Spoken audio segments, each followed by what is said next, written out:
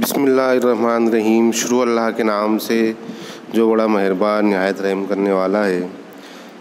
तलबा अज़ीज़, इस उर्दू ऑनलाइन तदरीस में आप तमाम का खुशामदीद है। उम्मीद है आप खैरियत तो आफ़ियत से होंगे।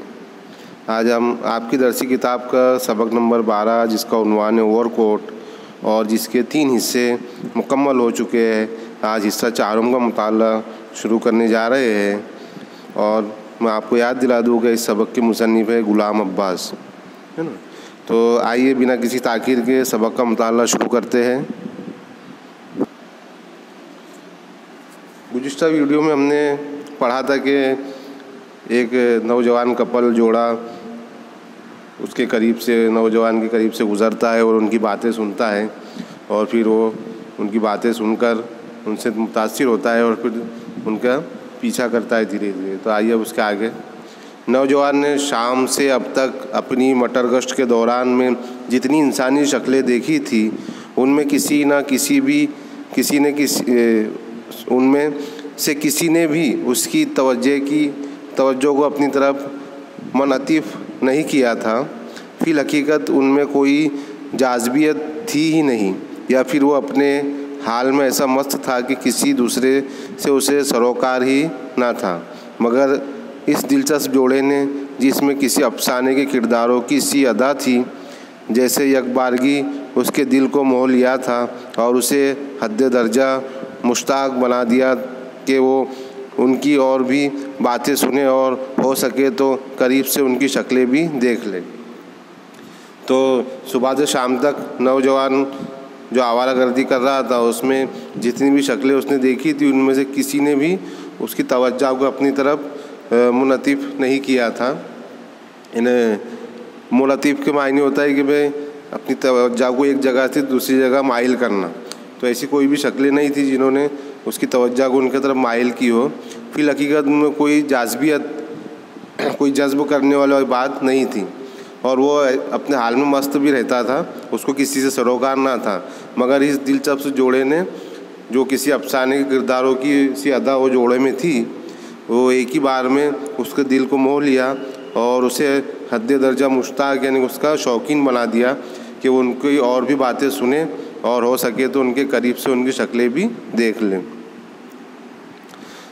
उस वक्त अब तीनों बड़े डाक खाने के चौराहे के पास पहुंच गए थे। लड़का और लड़की पल भर को रुके और फिर सड़क पार करके मैकलोड रोड पर चल पड़े। नौजवान माल रोड पर ही ठहरा रहा। शायद वो समझता था कि फिल फ़ौरन उनके पीछे गया तो मुमकिन है उन्हें शुबा हो जाए कि उनका ताक़ुब किया जा रहा है, इसलिए उसे कुछ लम्हे रुक जाना चाहिए। फिर वो नौजवान ने, वो उनके साथ ही वो जा रहा था और डाक खाने के चौराहे के पास से वो लोग गए।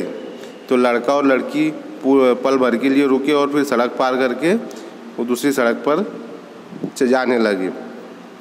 तो नौजवान जो है वो माल रोड पर ही ठहरा रहा, क्योंकि वो समझता था कि अगर फ़ौरन ही उनके पीछे में गया तो मुमकिन है उनको शक हो जाएगा कि कोई उनका ताक़ुब कर रहा है, यानी उनका पीछा, ताक़ुब करना है यानी पीछा करना, कोई उनका पीछा कर रहा है। तो इसलिए वो कुछ लम्हे के लिए वहीं रुक गया। जब वो लोग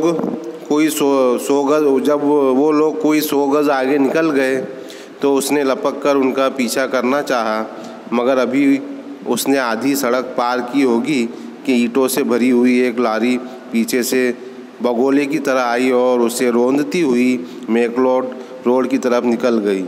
लारी के ड्राइवर ने नौजवान की चीख सुनकर पल भर के लिए गाड़ी की रफ्तार कम की। वो समझ गया कि कोई लारी के लपेट में आ गया और वो रात के अंधेरे से फ़ायदा उठाते हुए लारी को ले भागा। 2-3 राहगीर जो इस हादसे को देख रहे थे शोर मचाने लगे, नंबर देखो, नंबर देखो, मगर लारी हवा हो चुकी थी।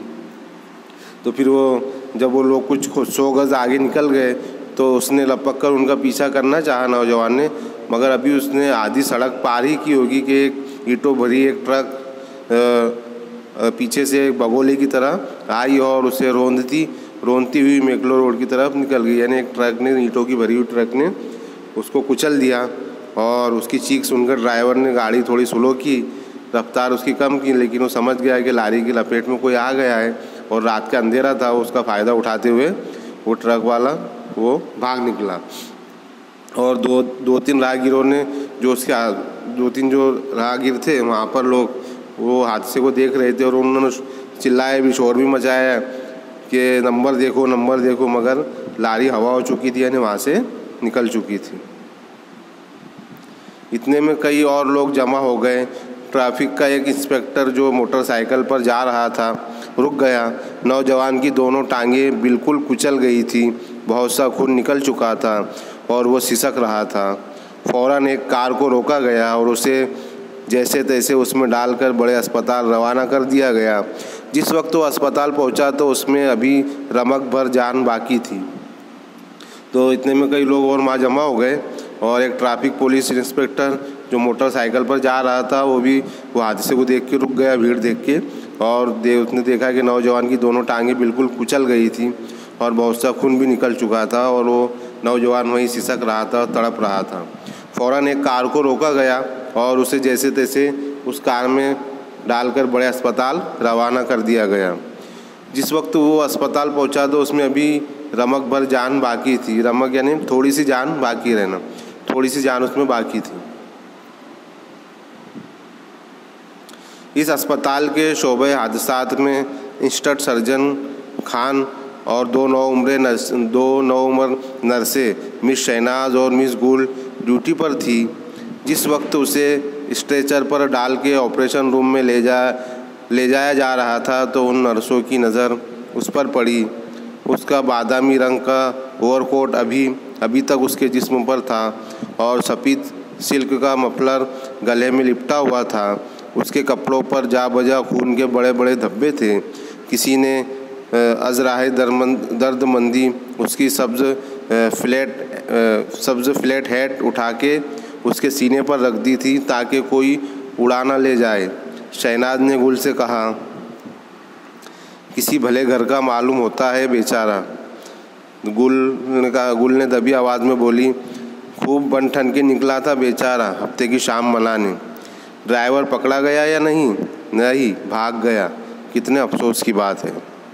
तो उसको फिर अस्पताल में ले जाया गया और वहाँ पर शोबे हादसात यानी कि एक्सीडेंट डिपार्टमेंट के जो इंस्टेंट सर्जन था जिसका नाम था खान और उसके साथ दो नौउम्र यानी नौजवान नर्सें थी, जिसमें एक नर्स का नाम था मिस शहनाज और दूसरी नर्स जो थी उसका नाम था मिस गुल, जो दोनों ड्यूटी पर थी।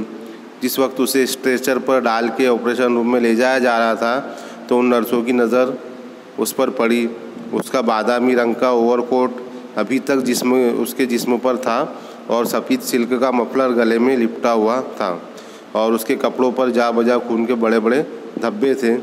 किसी ने उसकी जो टोपी थी फ्लैट हैट, वो हैट टोपी निकाल कर उसके सीने पर रख दिया ताकि कोई उसे लेके ना जाए। फिर शहनाज ने गुल से कहा, जो नर्स थी, कि किसी भले घर का मालूम होता है बेचारा।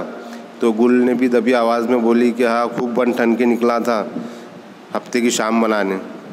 फिर उन्होंने बातें हुई कि ड्राइवर पकड़ा गया नहीं, तो शहनाज ने कहा कि नहीं, वो तो भाग निकला। फिर दोनों ने बेचारों ने बहुत अफसोस के साथ उस पर अफसोस जाहिर किया कि कितने अफसोस की बात है कि ड्राइवर भी पकड़ा नहीं गया और इतना बड़ा हादसा इसके साथ हो गया है। तो अज़ीज़ तलबा, ये हिस्सा 4 में यहाँ पर मुकम्मल होता है। आइंदा कल इंशाअल्लाह हिस्सा पंजुम जो सबक का आखिरी हिस्सा होगा उसका मुताला करेंगे। अल्लाह हाफिज़।